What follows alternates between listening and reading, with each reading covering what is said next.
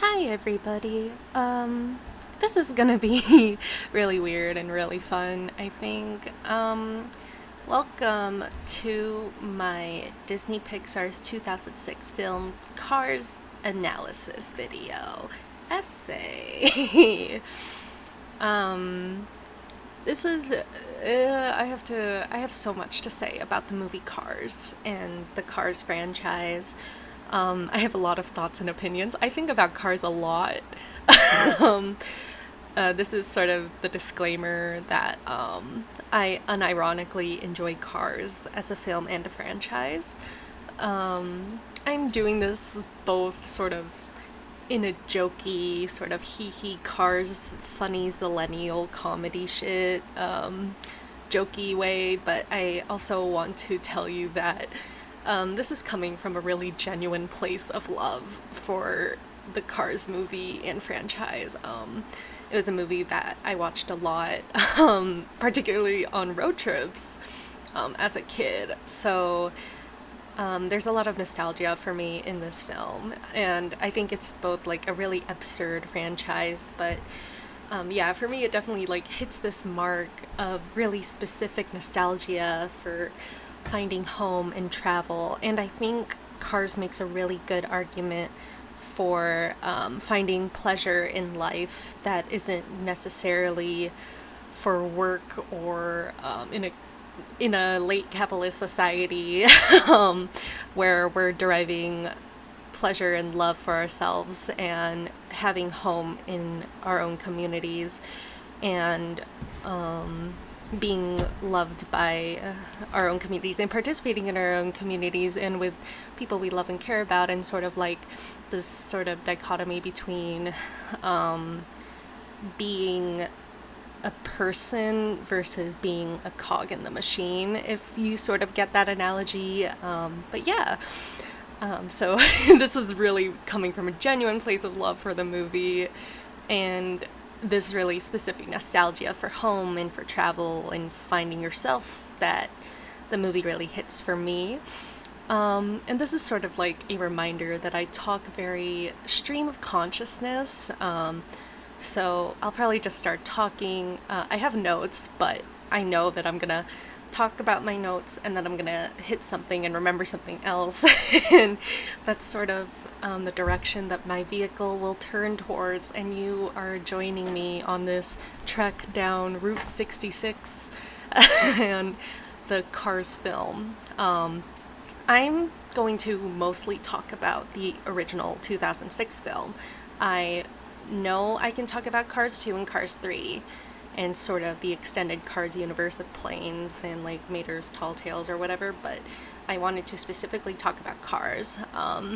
If you want my TikTok, I'll link it below because on TikTok I did like a 30-part series on Cars and Cars 2 and sort of again the stream of consciousness where I talk about cars and and it's really weird, but again it comes from a place of love. I just have a lot to say about Lightning McQueen and that's valid and fine, right? So yeah, let's talk about Cars.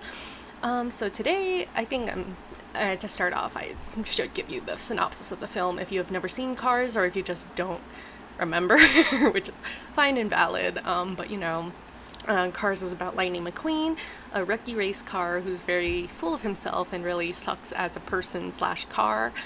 He's played by Owen Wilson, Kachow, and he's an asshole to like point blank. Lightning McQueen is a dick.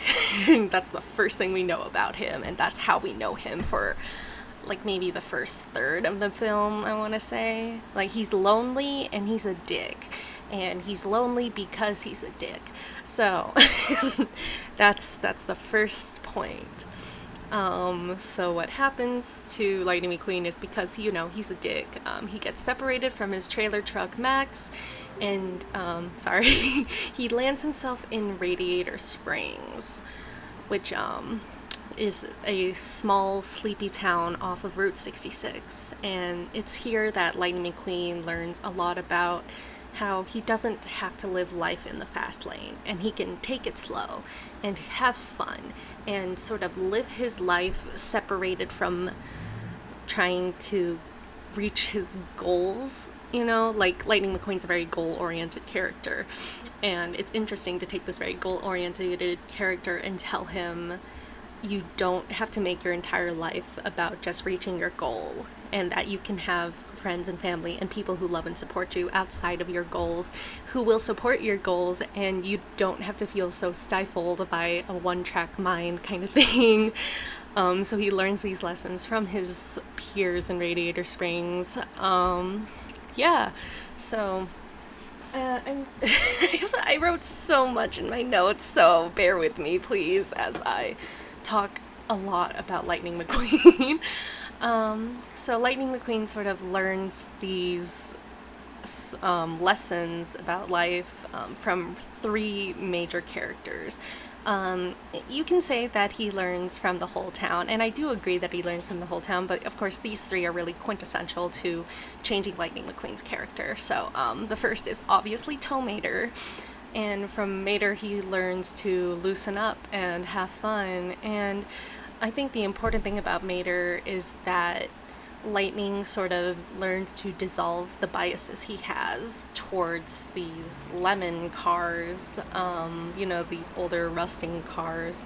And we know early in the movie that Lightning McQueen is established to just dislike associating with lemons because he's, the young hotshot who he thinks he's above lemon cars. We'll get back to the whole lemon thing later, but the movie establishes very early on that these lemon cars are very othered for not being these newer models and for falling apart and being rusty. And I didn't want to say it, but they're like quote unquote redneck sort of hillbilly characters.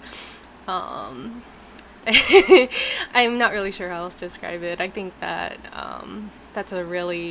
it has a lot of negative connotations, which I guess is the point in those words, but I don't think it's the appropriate, but I don't know how else to call it, if anyone has any better insight into that, because I think as people we should be kinder and I think those terms have a representation of a group of people that is often stifled and overlooked in current society already. Not in just the Cars universe, but in our universe, when you say rednecks or hillbillies, you have a certain idea of the type of person, but these people are really disenfranchised. And because, they're lower class, they're poor, they don't have access to education and healthcare that we do. Not, I say we because I'm very much not I would say I'm middle class, not even going to dance around it, but yeah, it's sort of I don't like those words because of those negative connotations that ignore the disenfranchisement of lower class people who do not have access to education, who do not have access to the same facilities that people who live in cities do, who live in sort of quote unquote higher class sort of access to being able to go to higher education facilities and higher quality sort of quality of life kind of things. So that's just something to keep in mind, I think, for myself and for anyone else that I just don't like the negative connotation behind those words. And but I can't think of a word that would describe it better beyond the disenfranchised class of people that is often looked down upon by society simply because they don't have the same access and opportunities given to a lot of other people. And I'm gonna leave it at that. We're gonna steer the car back on the road here. But yeah, so we know that Lightning McQueen doesn't like this particular group of cars simply because of those aspects that they probably can't control, but because Lightning is Lightning, he doesn't think about that. He just thinks I'm better than them because I look better and I sound better and I have education that these cars probably don't have. So that's just life, that's life. And lost my train of thought again. So we're talking about Mater, aren't we? So yeah, so that's why Lightning doesn't like these cars. But Mater, who teaches him to sort of loosen up and have fun and dissolve his biases against disenfranchised cars. Um, and I want to say that Mater is a good quote unquote person. I don't want to keep calling them cars. They have souls. They're people.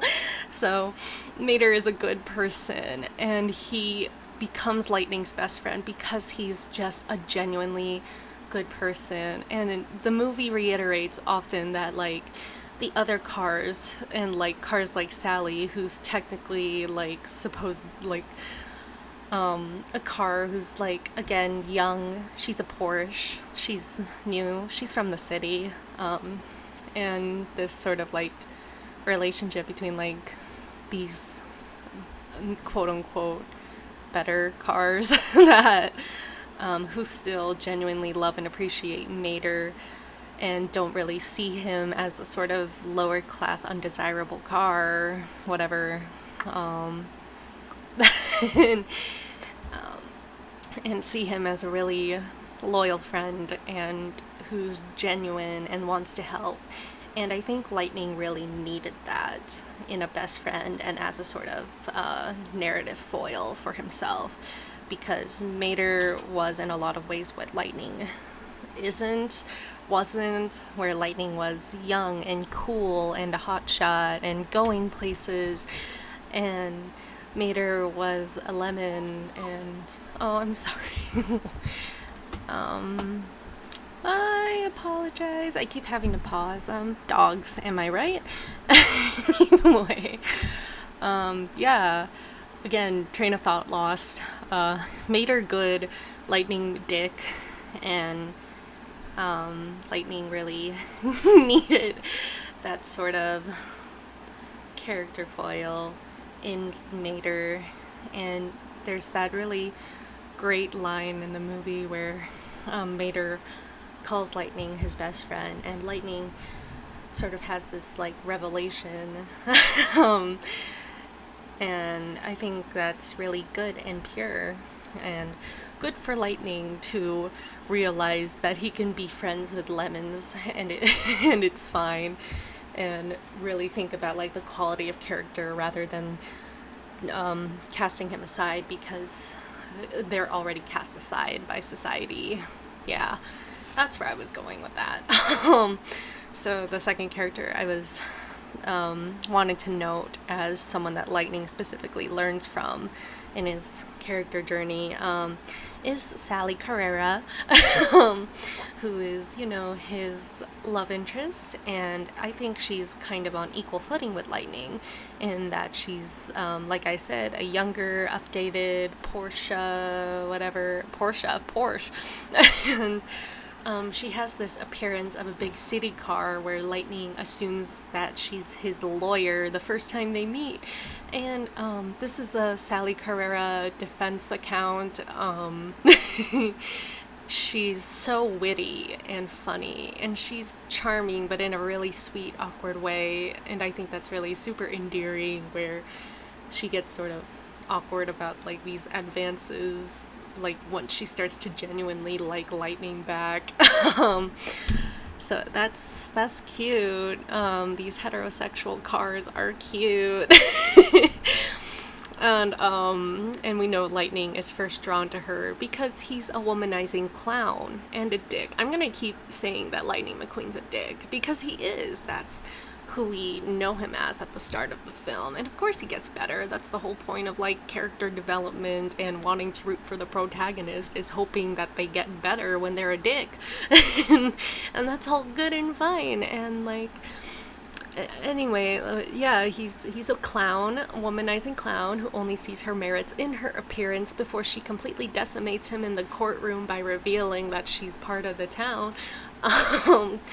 And I think the parts where I'm thinking about Sally, where she's like, I don't want to say that she's there to serve as Lightning's love interest, because that's very untrue. And anyone who says that Sally is only there to serve as his heterosexual car love interest is wrong. Very wrong, because of how she teaches him about Radiator Springs, and how she tells him that she fell in love with Radiator Springs and the environment there. And she shows Lightning this side of life and this side of Radiator Springs that Lightning never gave much credence or patience. There's that scene where they take a drive and they end up at the old hotel, and Sally talks with so much love in her heart about how she wishes she could have been here for the heyday of this town, and sort of how she just wanted to escape her fast city life, and she ended up here, and the people here showed her kindness in a way that she wasn't shown kindness before when she was living the big life, and it sort of made her realize for herself, it's like she doesn't want the life that she had in like Los Angeles, and she wanted this life where people genuinely loved and cared about her and took her in and gave her a home when she felt like she didn't have a home. And I think that's such a great and important message. I'm sorry, I'm like tearing up genuinely, because it's sort of a message that feels genuine and it feels real and alive. Sally's backstory and how she ended up in Radiator Springs, and Flo taking her in and caring about her when she just wanted to escape, and she escaped into a place that felt real to her. And that's something that feels really, I don't know the word for it, genuine, very yeah, let's just go with genuine for now, but it feels wholesome and real and good. And it's sort of like this reminder that, like, you don't have to settle for a life you're unsatisfied with, and you can get up and go and change your name and change your life in a way that fulfills you and makes your heart feel a lot fuller. And there's like I'm not going to talk about the Cars soundtrack because we all know it slaps, first of all. But there's that song that comes on during this scene where Sally is talking to Lightning McQueen about Radiator Springs and how Radiator Springs was booming in its heyday, but then the development of the interstate sort of took away what Radiator Springs had.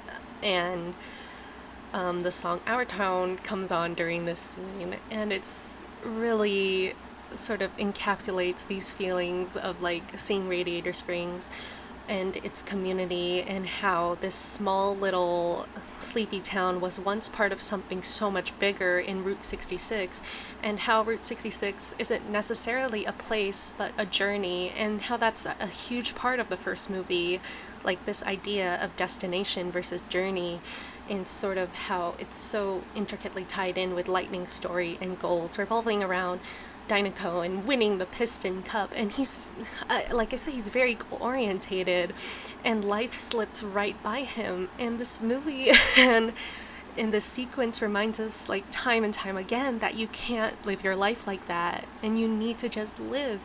And it's good to have these goals and reach these goals, but you'll lose love and connection if you're too in your own head.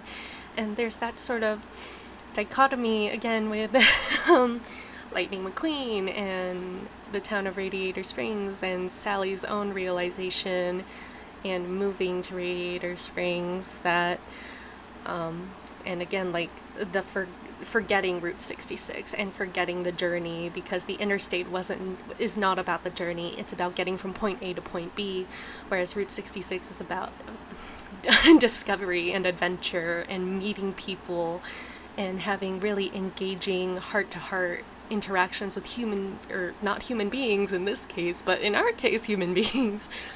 And sort of, again,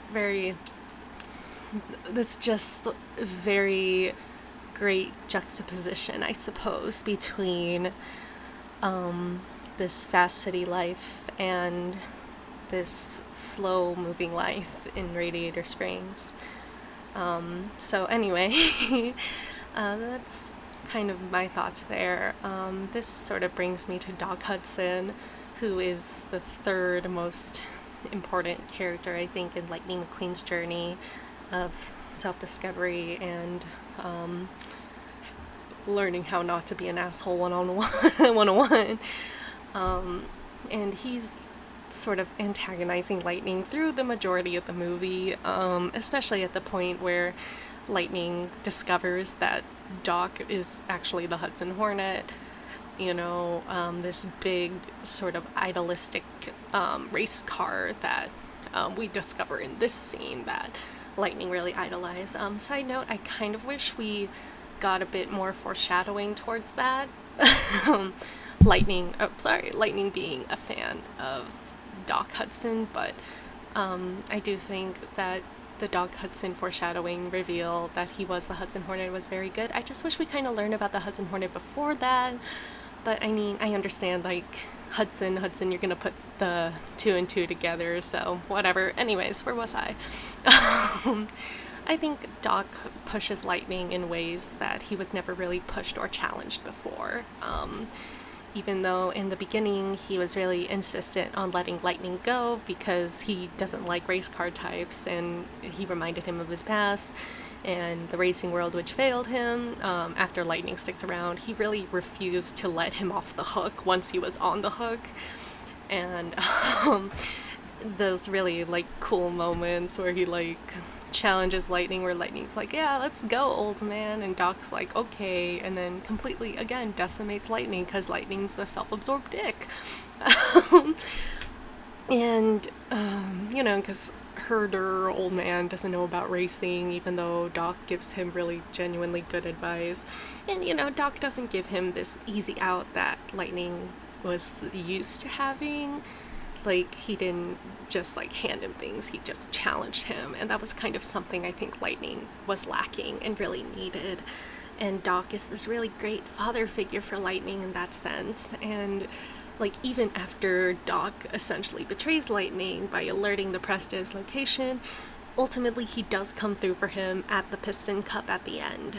And that was when he realized sort of the impact that Lightning McQueen had on Radiator Springs, and how Lightning isn't what Doc expected from race cars. And that was really good. And he comes through for him at the Piston Cup and is really essential to giving Lightning the push he needed to race and race well. And it's like not just Doc, but all of Radiator Springs that sort of changed Lightning's attitude. And that all kind of accumulated in that really quintessential moment at the end of the film where Lightning throws the race to help strip the King Weathers across the finish line. And we know old Lightning would have focused on winning, but this is the new Lightning. The one that went back for Strip Weathers is one who realized what it meant to have a support system, and what it meant to have people who want you to be good and do good and believe you are good. And I can't help but believe, like, there's this parallel meant to be there, like, drawn between Strip Weathers and Doc, and how in their final races they weren't necessarily in their primes anymore, but known for being legendary race cars and icons. And when Doc had his accident, nobody was there for him, and they casted him aside. But because Doc was able to be there for Lightning, that when Strip has his accident, Lightning is there for them. And I think that was a really monumental moment. And it was really great because I think that also closed up Doc's character arc, in that he didn't believe in the racing world and didn't believe race cars were good. And then he gets this moment where there's a real sense of camaraderie and support that Doc didn't have from the racing world. And he kind of gets this moment where he realized that Lightning McQueen is the future, and the future looks bright and it looks kind. That's kind of what I wanted to say. And I want to talk about new Lightning versus old Lightning very briefly. Sort of the exact moment that he transformed from being Dick Lightning to Cool Lightning. When Lightning decided he wanted to help the town and support all the local businesses by changing his paint and tires and trying all the oils and gas and fixing all the old neon to reflect Radiator Springs' heyday, and that was very sweet. And that moment where we got to see that Lightning McQueen did in fact change as a car, and you know, like before all the bullshit happens with the reporters. And I want to talk very quickly sort of about Lightning's job in Radiator Springs, how he was forced to fix the road, and the road is also very quintessential to this moment where Lightning is a changed car, because when he turns on all the old neon and stuff for Sally, that was at the point where the road was complete. And I think the road itself in Radiator Springs is reflective of Lightning McQueen's character journey. The beginning of the film, he hated it. He tried to go fast, which made the road worse.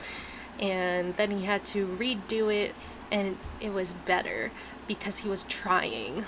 And again, like as we see through the movie, this fixing of the road, we see Lightning McQueen's personality and character fixed too.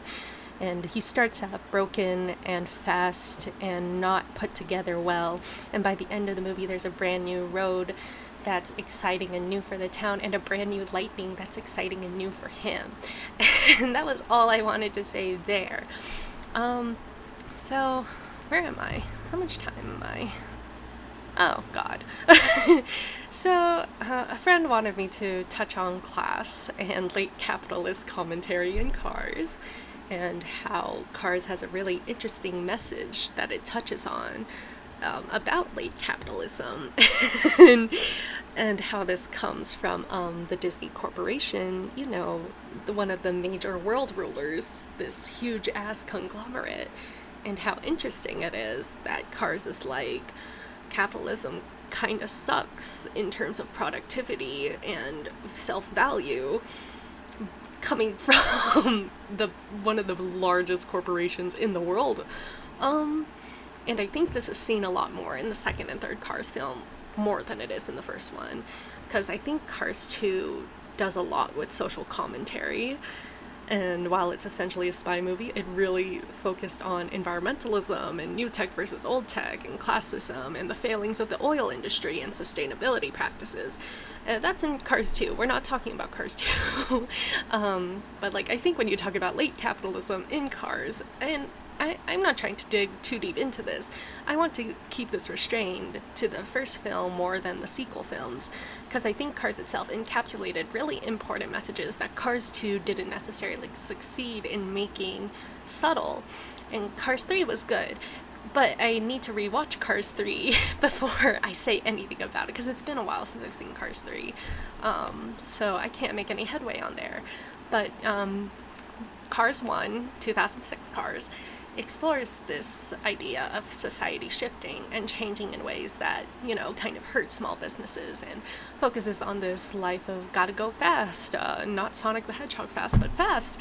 And, you know, with the development of the interstate, which made Route 66 defunct, and focusing on a lot of development of bigger, faster, higher tech, and even fucking Lightning McQueen was aiming to be the face of Dynaco, the in-universe oil company, and get them to sponsor him because Dynaco is highly influential and important in the Cars universe. Whereas his current major sponsor, Rusty's, isn't for cars like Lightning McQueen, and we're going back to this, little man, lower class, forgotten ones, lemons, quote-unquote rednecks of the Cars universe, and Lightning didn't really want to represent that because they were so distinctly othered, and Cars does not let you forget that these cars are othered. And we have to stop and recognize that Lightning's shift in ideology from being really classist and not wanting to be associated with lemons to supporting cars, shifting his ideas to supporting cars that don't get the same lifestyle he has. And we see this in his new montage with his new developing friendships with Mater, and how he falls in love with Radiator Springs, and blah blah blah blah blah. That's all I'm gonna say. Excuse me, that's all I'm gonna say there. I didn't set out to make really extreme commentary on classism and late capitalism in Cars, because there's a lot more to touch on in the sequel on that, and really where they really try and sort of, like fire shots randomly at the late capitalism commentary target. And I think they're shooting blind because they miss a lot of things but also hit a few things, and it's really weird, and that's all I gotta say about that. And I'm sorry if my point doesn't come across, because, I wasn't sure how to tackle late capitalism commentary in Cars. That's all I have to say. So, last thing I'm going to talk about, because this is getting ludicrously long, it's the question of, is Cars world building bad? Personally, I don't know. I think it's funny. It's really funny because it's such an out there idea that the Cars universe is essentially our world, but instead of humans, we're cars.